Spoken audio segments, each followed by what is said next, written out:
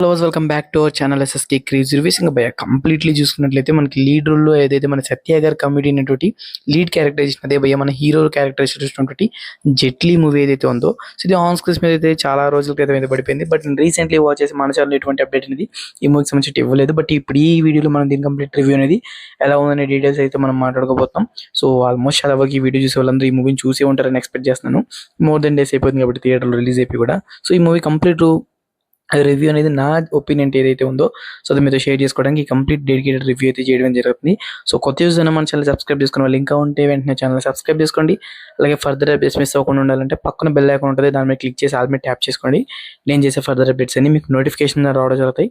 So నా వీడియోస్ని ఫాస్ట్గా అండ్ క్విక్గా అయితే మీరైతే వాచ్ చేయొచ్చు. ఇంకా మెయిన్లీ కాన్సెప్ట్ విషయానికి వచ్చినట్లయితే ఈ మూవీ డెడికేట్ టు ఆల్ ఎవరైతే కామెడీ ఓరియంటెడ్ కొంచెం ఇంట్రెస్టింగ్ స్క్రీన్ ప్లేతో చూడాలనుకుంటారో వాళ్ళకి డెడికేట్ చేయొచ్చు ఈ ఒక మూవీ అనేది.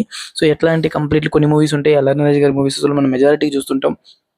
కేవు కేక కానివ్వండి అండ్ కితకితలు కానివ్వండి. సో ఇట్లాంటి మూవీస్ ఏంటంటే కొన్ని స్క్రీన్ ప్లే అనేది ఎలా తీసుకెళ్తారంటే కొంచెం ఫాస్ట్ ఫార్వర్డ్లో అయితే కొంచెం స్క్రీన్ ప్లే అయితే తీసుకెళ్తుంటారు. అదే ఫాస్ట్ ఫార్వర్డ్లో కొంచెం కామెడీని హైలైట్ చేస్తూ అండ్ కొన్ని ట్విస్టులు హైలైట్ చేస్తూ సో కొంచెం స్క్రీన్ ప్లే అనేది కొంచెం డిజైన్ చేస్తారు. సో ఆ వేలో ఈ ఒక మూవీ కూడా అయితే మనకి డిజైన్ చేయడం జరిగింది. బట్ ఏదైతే ఎస్పెషల్లీ ఈ మూవీ కంప్లీట్లీ అంటే ఫస్ట్ నుంచి ఎండ్ వరకు అయితే ఏరోప్లేన్లో అయితే జరగద్ది. సో ఇక్కడ ప్లస్ పాయింట్ ఏదైతే ఉందంటే ఒక లొకేషన్లోనే ఒక కాస్ట్యూమ్లోనే కంప్లీట్ మూవీని అనేది తీయడం జరిగింది. సో ఈ పాయింట్ ఆఫ్ వ్యూలో కొంచెం వాళ్ళకి హ్యాట్స్ ఆఫ్ చెప్పాలి. ఎందుకంటే డెడికేటెడ్ సింగిల్ కాస్ట్యూమ్లో సింగిల్ ప్లేస్లో అనేది ఆడియన్స్ని ఎంగేజ్ చేయడం అనేది చాలా కష్టం. అది కూడా ఒక కామెడీ పాయింట్ ఆఫ్ వ్యూలో ఎంగేజ్ చేయడం అనేది ఇంకా కష్టం. సో దాంట్లో వీళ్ళు సక్సెస్ అయ్యారని చెప్పుకోవాలి. జెట్లీ మూవీ ఏదైతే ఉందో అది కంప్లీట్లీ ఒక ఏరోప్లేన్లో జరిగే మూవీ. ఒక కామెడీనెస్ని ఒక ఇంట్రెస్టింగ్ స్క్రీన్ ప్లే అయితే మనకి ముందుకెళ్ళడం అయితే జరిగింది. బట్ కొన్ని సీన్స్లో నాకు లాజిక్ మిస్ అయింది అనిపించింది.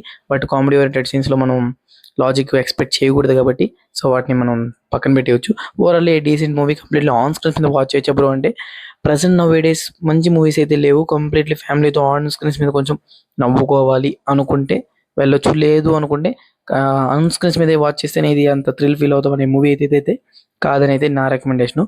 సో ఆన్ స్క్రీన్స్ మీద కాకపోయినా టీవీస్ ఆర్ మొబైల్స్లో కూడా ఈ ఒక మూవీని అయితే ఎంజాయ్ చేయొచ్చు. సో ఈ రివ్యూ ఎలా అనిపించింది కామెంట్ సెక్షన్లో కామెంట్ చేయండి. అలాగే మీరు ఈ మూవీని చూసారా లేదా, నేను చెప్పిన రివ్యూ మీకు కూడా అనిపించిందా కామెంట్ సెక్షన్లో తప్పకుండా కామెంట్ చేయడం మాత్రం మర్చిపోకండి.